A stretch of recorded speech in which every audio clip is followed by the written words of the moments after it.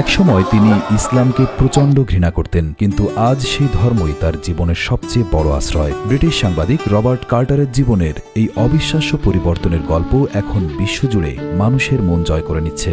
Robert Carter একজন British সাংবাদিক। ছোটবেলায় তিনি খুব কঠিন সময়ের মধ্য দিয়ে বড় হয়েছেন। তার পরিবার ভেঙে যাওয়ায় তিনি মানসিকভাবে খুব ভেঙে পড়েছিলেন। তখন তার কোনো সঠিক দিক নির্দেশনা ছিল না। রবার্ট জানান, 14 থেকে 15 বছর বয়সে তিনি ইসলামকে ভয় পেতেন এবং উগ্রপন্থী চিন্তাভাবনা করতেন। তিনি মনে করতেন তার দেশ ও সমাজের জন্য ইসলাম একটি হুমকি, কিন্তু তার এই ধারণা পুরোপুরি বদলে যায় যখন তিনি প্রথমবারের মতো পবিত্র কুরআন হাতে নেন। কুরআন পড়ার পর তিনি বুঝতে পারেন এতদিন ইসলাম সম্পর্কে তিনি যা শুনেছেন তার সবটুকুই ছিল মিথ্যা প্রোপাগান্ডা। ইসলাম গ্রহণের মুহূর্তকে তিনি একটি নতুন জন্ম হিসেবে বর্ণনা করেন। তিনি বলেন, শাহাদা পাঠের দিন আমার মনে হয়েছিল আমি যেন এক অন্ধকার গর্ত থেকে আলোতে বেরিয়ে এসেছি। তিনি আক্ষেপ করে বলেন, অনেক সংবাদ মাধ্যম ইসলামের বিরুদ্ধে বিষাক্ত মিথ্যা তথ্য ছড়িয়ে মানুষকে সত্য থেকে দূরে রাখে। তিনি বলেন, ইসলাম গ্রহণ ছিল আমার জন্য নিজের জীবন বাঁচানোর মতো একটি অভিজ্ঞতা।